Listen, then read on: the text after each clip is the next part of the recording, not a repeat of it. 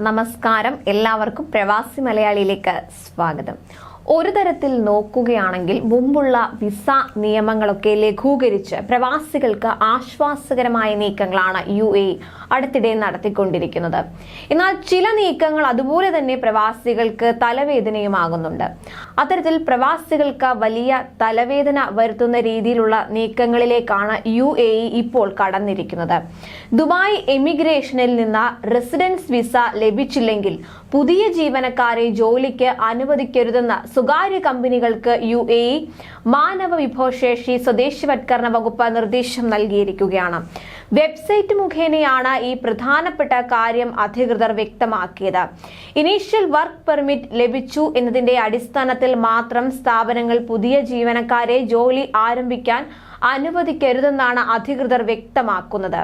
ഇത് കമ്പനികൾക്കും തലവേദനയായിരിക്കുകയാണ്. Work permit പുതിയ ജീവനക്കാരന് റെസിഡൻസി നടപടിക്രമങ്ങൾ പൂർത്തിയാകുന്നതിന് താൽക്കാലികമായി മാത്രം നൽകുന്ന ഒന്നാണെന്നും ബന്ധപ്പെട്ടവർ അറിയിച്ചു.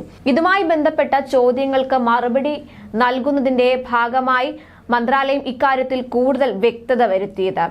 വർക്ക് പെർമിറ്റിന് നൽകുന്ന അപേക്ഷകൾ അംഗീകരിക്കുന്നതിന് തൊഴിലുടമകൾ പാലിക്കേണ്ട 5 പ്രധാന വ്യവസ്ഥകളും മന്ത്രാലയം വിശദീകരിച്ചു.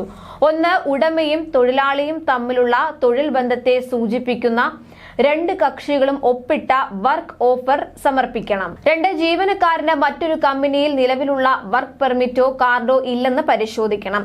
3. ജീവനക്കാരന് 18 വയസ്സും അതിനു മുകളിലും പ്രായമുണ്ടെന്ന് ഉറപ്പാക്കണം. 4. സ്ഥാപനത്തിന്റെ പ്രവർത്തനത്തിന് ആനുപാതികമായ ജോലിയായിരിക്കണം ജീവനക്കാരന് നൽകേണ്ടത്. 5. രാജ്യത്തെ അംഗീകൃത ബാങ്കുകളിലൊന്ന് മുഖേന മന്ത്രാലയത്തിന്റെ ബാങ്ക് അക്കൗണ്ടിൽ ഓരോ ജീവനക്കാരനും 3000 ദിർഹം ബാങ്ക് ഗ്യാരണ്ടി നൽകണം. ജോലി പെർമിറ്റിന് അപേക്ഷിക്കുമ്പോൾ ആവശ്യമായ പ്രൊഫഷണൽ യോഗ്യതയോ വിദ്യാഭ്യാസ യോഗ്യതയോ ഉണ്ടായിരിക്കണമെന്നും അധികൃതർ വ്യക്തമാക്കി.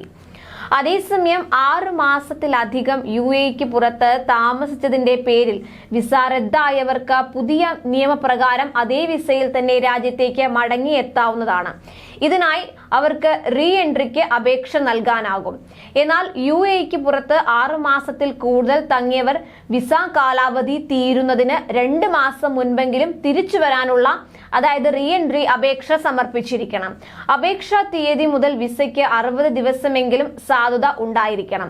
വിദേശത്ത് നിന്നാണ് അപേക്ഷിക്കേണ്ടത്. റീ എൻട്രി അനുമതി ലഭിച്ചാൽ 30 ദിവസത്തിനകം രാജ്യത്ത് പ്രവേശിക്കണമെന്നും ICP വിശദീകരിച്ചു. എന്നാൽ രാജ്യത്തിന് പുറത്ത് തങ്ങേണ്ടി വന്ന കാരണം വിശദീകരിക്കുകയും ഒപ്പം കാലാവധി കഴിഞ്ഞും UAEക്ക് പുറത്ത് താമസിച്ച കാലയളവ് കണക്കാക്കി പിഴ അടയ്ക്കുകയും വേണം. കൂടുതൽ പ്രവാസി വാർത്തകൾക്കായി ഈ ചാനൽ സബ്സ്ക്രൈബ് ചെയ്യുക.